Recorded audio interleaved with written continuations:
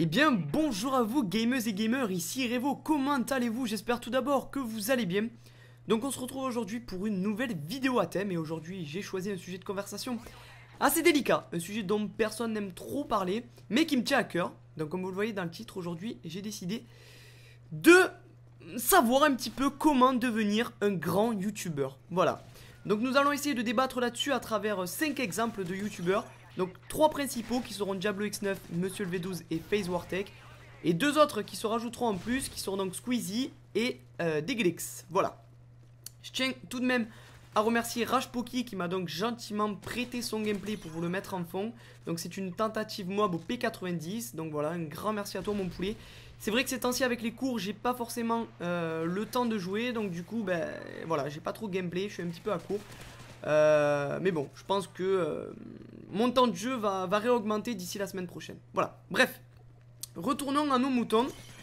Et donc aujourd'hui on va essayer de répondre à cette fameuse question de comment devenir un grand youtubeur tel un Diablo X9 avec ses 740 000 abonnés et ses 170 millions de vues, rien que ça, en seulement 2 ans. Donc Benoît est devenu le francophone le plus connu au monde. Et moi, il y a une question qui me revient, mais je me suis dit, finalement, donc, comment ces mecs-là ont fait pour atteindre un si haut niveau de célébrité en si peu de temps? Donc j'ai cité Diablo X9, mais il y a aussi Monsieur le V12 avec ses 460 000 abonnés et ses 63 millions de vues, qui lui fait généralement des tutos sur Call of Duty, des tutos de jeu, hein, bien sûr. Il y a aussi Wartech, le fameux sniper, avec ses 350 000 abonnés et ses 30 millions de vues. Assez connu surtout pour ses montages. On a aussi Squeezie avec ses 190 000 abonnés et ses 20 millions de vues, connu pour sa bonne humeur.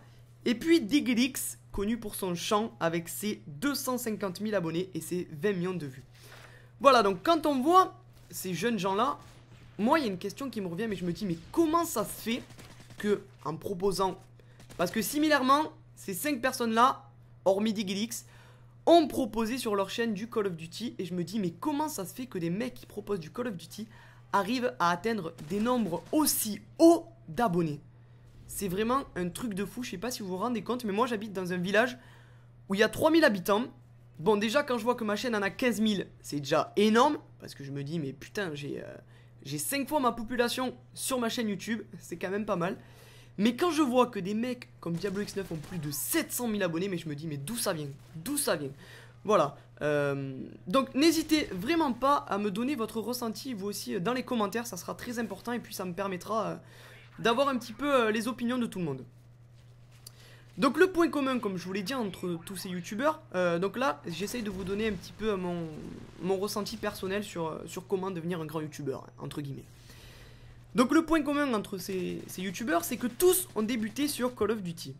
Donc Diablo X9 avec ses commentaires avec la Adven, le V12 avec ses tutos de jeu, Wartech ses montages, Squeezie son humour dans Call of Duty, sauf Deglix qui lui fait du Battlefield, mais on peut compter ça comme du FPS similaire à Call of, entre guillemets bien sûr, hein.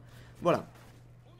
Donc je me demande comment ces mecs là ont fait pour arriver aussi rapidement à un tel niveau de célébrité et surtout en gardant un public super actif. Je sais pas si vous êtes au courant, mais Wartech a sorti cette semaine là son dernier montage, donc World War 4.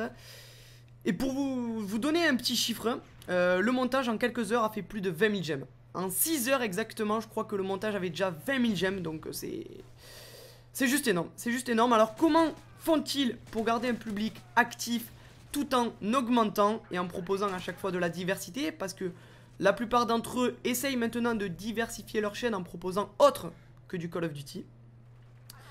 Donc peut-être il y a de l'entraide entre youtubeurs, ça va de soi, on les voit s'aider entre eux et c'est normal, je les comprends. Je pense aussi qu'il y a quand même un gros coup de pouce de YouTube, hein, parce qu'on les voit quasiment tout le temps en page d'accueil YouTube ces mecs là. Et c'est vrai que ça aide, faut le dire que ça aide. Alors je me dis au final, faut-il continuer sans se prendre la tête à faire nos vidéos dans nos coins, en gardant notre public tranquillou, mais sans faire vraiment de gros buzz on va dire, hein, même si là n'est pas le but, moi personnellement je fais ça pour m'amuser.